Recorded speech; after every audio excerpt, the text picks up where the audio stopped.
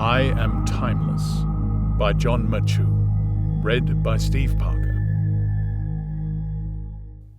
I am 50,000 years old, and I feel curious. The world around me is shapeless, a thin mist covering an infinite void. I'm barely corporeal myself, an orb of breathless flames, stoked by hands unseen. Atoms of ones and twos clash in my heart, radiating power and keeping my mind going. Should I have a mind? I don't know. Should I be alive? I don't know. What kind of creature am I? I don't know, and I may never find out. There are many things to know, many to be curious about, plenty unknown and unknowables, few facts or certain answers, too much to think about. Some mysteries, I realize, will remain unanswered forever. Even now at the dawn of time, reality is expanding at prodigious speeds. Some flames, some forest fires of cosmic glory are already beyond the event horizon. More will drift in eons to come as the cosmos grows colder and distances escalate. Until then, I will gaze upon these lights in the sky. I will observe them, learn from them, perhaps imitate them as I continue to form. In all the confusion, I am glad to not be alone. I am 50 million years old, and I feel jealous. Other lights in the sky shine so much brighter than I could ever hope to. Their wavelengths are shorter, their surfaces hotter, their power incomparably greater than mine. They will burn out faster, live shorter and more violent lives, but that is a distant future. For now, these distant flames outshine me, and envy drives me mad. I know there are others, red and small, but I can scarcely see them through the cosmic fog. I cannot compare myself to their crimson forms, and so their thought brings me no relief. I feel like a dwarf floating in a sea of giants. Perhaps I should create my own islands in this perilous sea, dwarves for me to eclipse like I myself am outshined by those distant lights. A pet project, a personal experiment, an artwork to turn my envy into malice. I gather the leftovers of my creation, clouds of cosmic dust and piles of tiny pebbles, pressing them together into a smooth orb. It is much like me, that novel creation, but cold and incomparably smaller. This is good, for I don't want to feel any more jealous. When I look upon my dwarf, my ball of hydrogen and helium, I can't help but admire its dignified visage.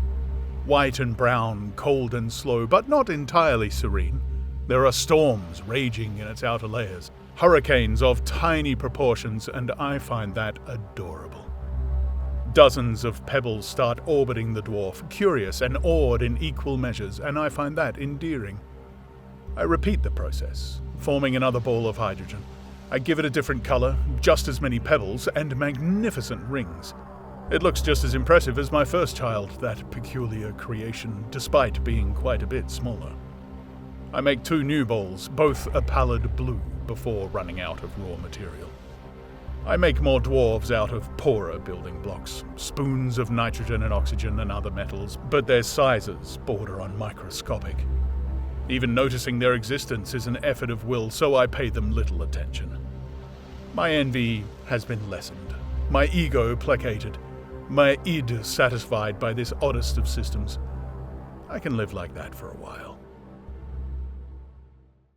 I am 50 decamillion years old, and I feel bored. My companions are a dreary, cold, uninteresting bunch. They reflect my light, but emit none, their only power that of gravity and mass. Orbs of rock and fluid, lifeless and dull, no different from those of other radiant flames. I tire of lording over them in silence. I will animate them, make them interesting, force them to burn and shine. They cannot match my fire, but there is potential in frost. I focus my attention on the third of my children, the largest of 4, but still very tiny. It is hardly visible, that orb of rock and water, and it shall create something smaller still. I smile upon this world with eternal malice, a power only I may ever possess. The lifeless rock is thrust into pulsating vascularity, its oceans filled with reactive sludge, its air filled with infectious dust. This mass, this pandemic, this blight, this apocalypse ravages even the windswept surface as I continue to empower its growth. I am proud of this. The fruits of my labor, bitter and sour, surpass everything I've ever seen grown. No flame in this forest, no will in this universe, no light in the sky will ever come to surpass me again. Not as an architect, not as a creator, and not as a force for everlasting pain. I try the same with the others, my larger and more frigid dwarfs, but it does not work. Apparently, some temperatures are too low for this kind of process. Good enough, I say. My third child will be a special one. A monument to my malevolence and a cure for my boredom. Insignificant in scope, unparalleled in complexity, cold in its bizarre glory. I have created life, and it is here to stay. I am 50 hectomillion years old, and I feel confused. Life, my idle experiment of no relevance or meaning, has wrestled itself out of my control. Something caused the mass of living beings to mutate uncontrollably, spreading like cancer to all of my children and the space in between. Tiny microbes, bipedal and borderline clever, have learned how to hop from rock to rock on ships of aluminium. They take other insects with them, no matter where they go. Every once in a while, they send fellow life forms first, vanguards doomed to perish as soon as they leave. It's some kind of ritual, I gather, which microbes perform to learn the secrets of cosmos. To an extent, the rituals are working. Life becomes omnipresent, and for a moment's fraction, the microbes gain a modicum of power. They transform my children, scream into the void, send ships to lights far above. I can feel their touch on my own body as machines dive into my body and fly away with spoonfuls of pilfered hydrogen. I consider interfering, putting an end to this wanton expansion, but then it ceases of its own accord. Ends abruptly, without warning or apparent cause, devouring itself in a single instant. Only machines remain for a moment or two before they too decay and join life in death. Curious, but ultimately insignificant. I am 50 eons old, and I feel angry. I used to envy great lights for their scope, their brilliant shades of white and blue, their unimaginable might and power. I now see them for the fools they were, and have come to understand my own stupidity. The taller they get, the harder they fall. Pride comes before every failure, every collapse, every premature end of a gripping tale. The light that burns twice as bright burns half as long, and I have burned quite radiantly, too vivid for my own good. We all have limited reserves. Even if it seems infinite upon formation, we burn them gradually year by year, by fusing atoms inside our nova-hot entrails. Some have enough for millions of years, others can shine for dozens of billions, and I have almost no hydrogen left. My light paled in comparison to supergiants in the sky, but it still surpassed so many others. I could have lived a long, decent, humble life as a crimson flame, ruled my own corner of cosmos, strong and healthy for 100 billion years. All I needed was a modicum of temperance. Oh, I'm angry. Angry at other lights for provoking me. Angry at the universe for being like this. Angry at myself for not realizing earlier. I burn with fury, burn hotter than ever before, spurred by the wildest of all emotions. A wiser being would learn from its errors, start conserving energy, ration those fading embers, make the best out of a bad situation. But I'm angry and I do not care anymore. Better to get this all over with.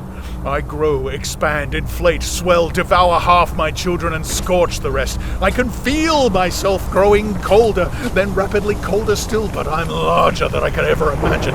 This tantrum, this swan song of a once brilliant fool has made me into the giant I always wanted to be.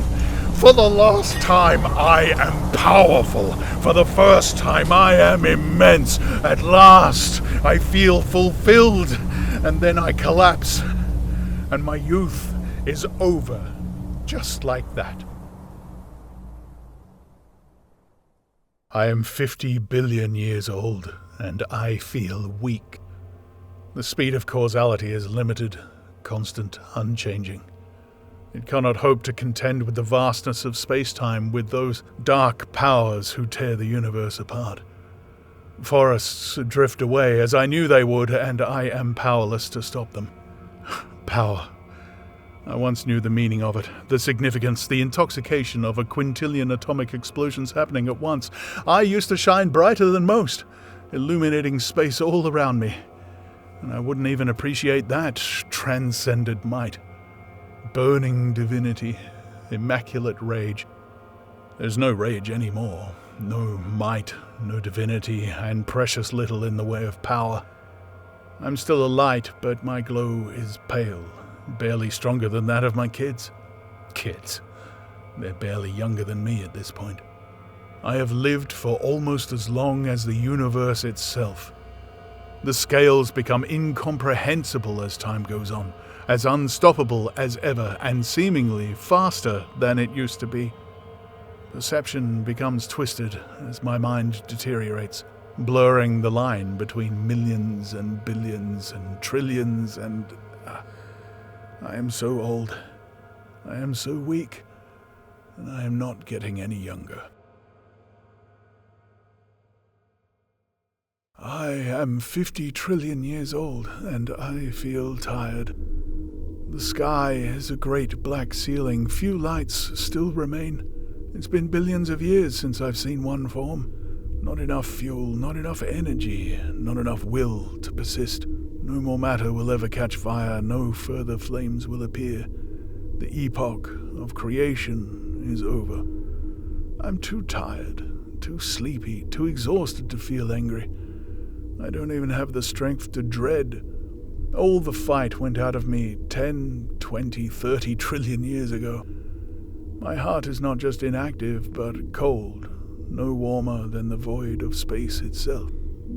As for my children, my dwarves, my various pet projects, I don't even know what happened to them. They may have evaporated away eons upon eons ago, or simply left for warmer systems far away.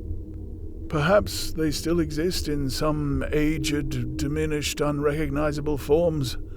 I will never see them again, that much I know, in spite of my senility, for I still remember how they behaved. They do not shine their own light, merely reflect mine, and I have no more light left to give. At least no more forests will drift away. Cosmos is still expanding, perhaps faster than ever before, but its efforts are futile. We are all bound now, me and other corpses, our fates intertwined, forever and more. Thinking tires me out. Everything does nowadays. I want it all to be over. I am 50 octillion, nonillion, it does not matter. Matter itself is subject to decay. Not the fusion which creates and illuminates, but the slow decay of atoms and their constituent particles. All things baryonic are destined to end. It does not matter. The sky is, for the first time since forever, truly empty. I know this, in spite of my blindness, for the last flame went out eternities ago. Even light-bending giants, singularities I once thought immortal, have likely faded away. Entropy has won. It was inevitable. Chaos would always defeat order, cold would always vanquish heat, darkness would always prevail against light. Have I ever deluded myself otherwise? I was angry, curious, envious, happy and unhappy, but was I ever hopeful? It does not matter. I have seen the universe born, even if I failed to realize that. I've seen the universe die, even though it filled me with horror. I am ready to fade away like the sky did before me. And yet, I am not nothing. I have mass, I have volume, I exert gravity on the world around me, I maintain a real existence. and the void's expansion only makes it more special. Sometimes, once an eon, I feel something flicker within my bloated corpse. My atoms yearn for the certainty of iron, surrendering energy in their quantum pursuit. Even now, in this degenerate era of cold and stillness, an event will sometimes take place. I move through space as all things do, and I shall never stop. I can wander. I can remember what I am. I am iron. I am a star. I am timeless.